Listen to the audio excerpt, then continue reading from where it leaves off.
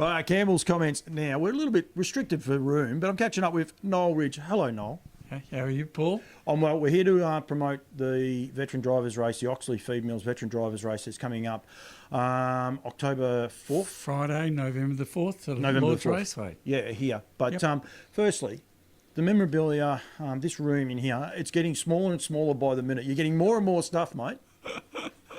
We're just trying to work out how to get 100 books from from Sydney, from the former head of Australian harness racing, who's in a retirement home. 100 books, most of them, they're rare. Yep. Yeah, It's so maybe amazing. I'll put them somewhere and go from there. I was fortunate enough to be at Menangle, and they've got a great memorabilia up there. It's just amazing what they've done, and that's I'm sure that's something you're aspiring to try and get to. Well, they need to sell a racetrack, don't they? Because they sold Harold Park, and look what it's done. Yeah, but it's so important. I mean, you were talking there before. We're saying Cole Redwood's colours are over your shoulder just there, and these are people like both of us have had long conversations with. Yeah. We don't want people just to forget who they are and once what they've contributed to this entire industry. Well, the colours themselves, as you said, they represent the people, and I'm looking here at Bruce Barron, Jack Hargraves, Jack Moore. It's just wonderful, isn't it? Yeah, one of the great things, you've got Merv Dillon and Vin Knight's colours down there side by side, or Bobby Knight's colours, aren't they? Everyone says they're Vin Knight's colours, but they're actually Bob's colours. They're Bob's. Yeah, just Vin drove in them a lot. So Well, he was there before Vin, wasn't he? Yeah. On that, Kilmore Harness Racing Club, and what they do with their Memorial Days and Memorial Nights, they really embrace remembering the past, don't they? They do. It's great to see. Yeah, it is indeed. Right, we're here to promote, as I said, the Oxley Feed Mills drivers, and we've got 10 drivers, and I can actually it's read the them. ninth running, Paul. And it's exciting because I've just done an interview with Eric that would have gone out a week before this one. Yeah.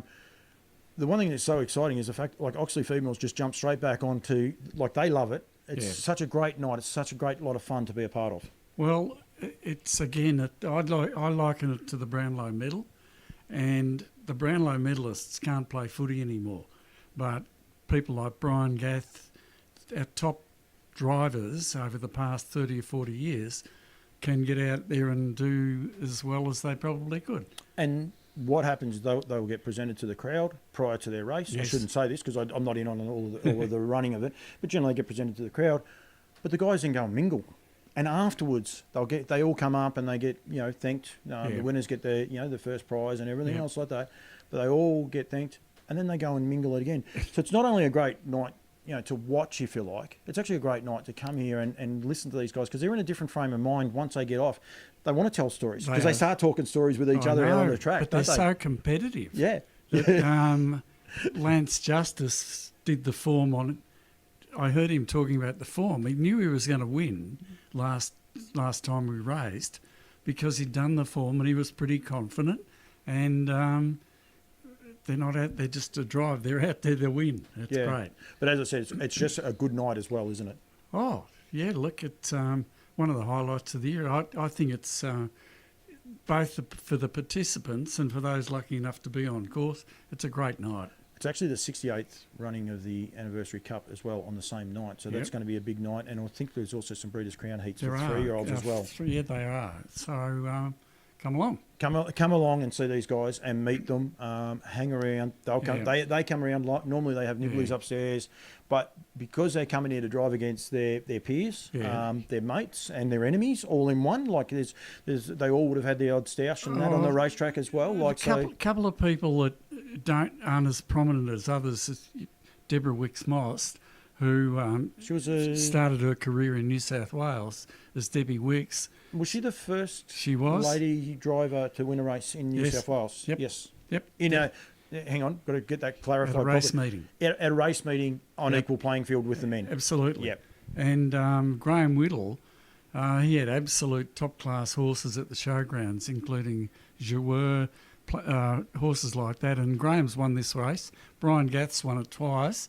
Guess who's going to be trying to win it 3 times? Brian Gaff definitely will.